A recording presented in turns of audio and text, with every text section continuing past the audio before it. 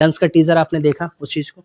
नहीं, हम नहीं देख पाए हैं, लेकिन जल्दी मार। देखेंगे। आप बोले हैं तो देखेंगे। लेकिन कुछ लोग बोल रहा था कि अच्छा आया है, लेकिन हम देखे नहीं तो झूठे काहे बोल दे।